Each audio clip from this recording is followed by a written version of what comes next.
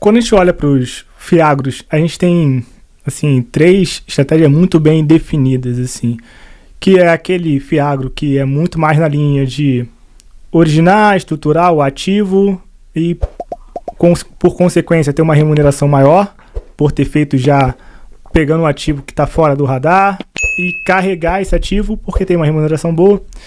A gente tem alguns fiagros que participam tanto na originação e estruturação e pegam um alfa melhor em uma parcela do patrimônio e em outra parcela realizam giro. E a gente ainda tem aqueles outros que basicamente atuam ali no secundário ou até pega no primário com outros plays, mas realizam giro com bastante frequência. Quem for investir no GCRA ou tiver ouvindo aqui a gente, precisa entender que o GCRA vai seguir qual linha, basicamente, qual a estratégia do GCRA nesse sentido de carrego, giro, um mix dos dois. O que a gente pode esperar? O foco principal é na estruturação direta de operações, revertendo o que seria um custo de estruturação se viesse via uma casa terceira, revertendo isso como uma taxa maior nas operações para dentro do fundo. Então, com uma tendência aí de ter uma remuneração maior para um mesmo nível de risco ali, se essa mesma operação viesse via mercado.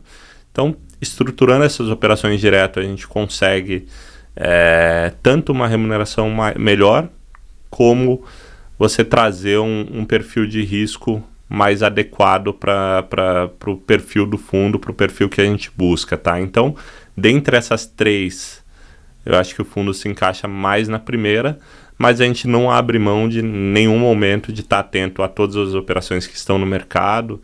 A gente está sempre olhando secundário, sempre olhando tela de negociação de classe, que está cada vez mais ativa. Sim. A gente faz trades que são muitas vezes mais pontuais ali, não tem um grande giro no mês a mês, e eu acho que o investidor nem deve esperar isso, não é o perfil do fundo, até por ter essa característica de estruturação direta de operações. Muitas dessas operações são estruturadas 100% para Galápagos. Então você não tem muitas casas ali fora que já analisaram essa operação antes, então no momento que a operação está no secundário. É um pouco diferente do que quando o tomador está no primário buscando captar ali. No momento que ele está querendo captar, essa é a principal atividade dele. Ele vai estar disponível para te receber o dia que você quiser visitar, a informação que você solicitar, ele vai enviar no dia seguinte, vai enviar o mais rápido possível.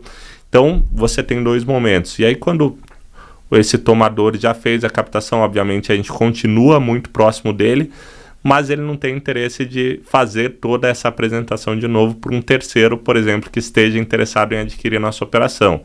Sim. Ou seja, ele teria que fazer todo o mesmo processo que ele fez com a gente. Então, é um pouco mais difícil essas operações muito próprias ali de cada fundo terem uma liquidez relevante no mercado secundário. Obviamente você tem fundos que já conhecem como a gente trabalha, outras casas que já sabem como a gente atua, qual é o nosso perfil de crédito. Isso facilita.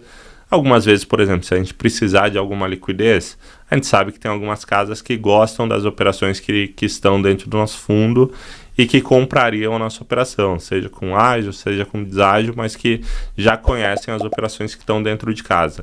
Mas esse giro um pouco mais ativo seria um papel um pouco mais secundário do fundo. A gente tem algumas operações que foram feitas a mercado ali, muitas vezes club deals com alguns bancos, então são operações que já têm um pouquinho mais de liquidez, que a gente busca ter algum ganho de capital, sair com alguma remuneração adicional dessas operações, mas parcela um pouco menor do fundo, tá?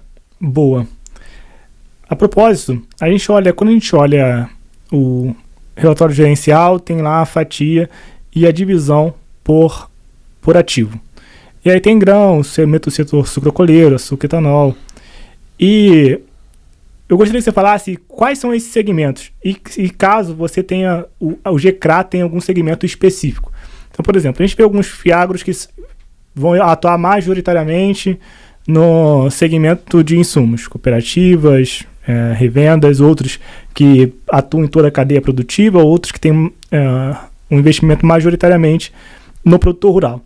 o GECRA, aonde que ele vai estar investindo com maior frequência? Tem algum segmento que vocês olham com maior carinho ou que vocês até podem investir em dado momento, mas a ideia inicial não é fazê-lo?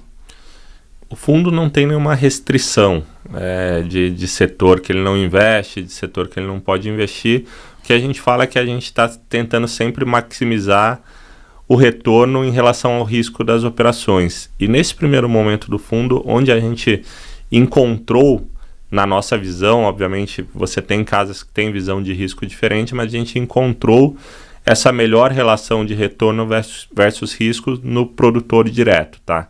Então a gente tem uma carteira relativamente diversificada aqui entre setores, mas com a maior concentração em produtores direto, principalmente no setor de grãos, que foi onde a gente encontrou operações que a gente via bons produtores, com bom histórico, com boa capacidade de pagamento, com capacidade de agregar garantias robustas na operação, garantias relativamente líquidas, né?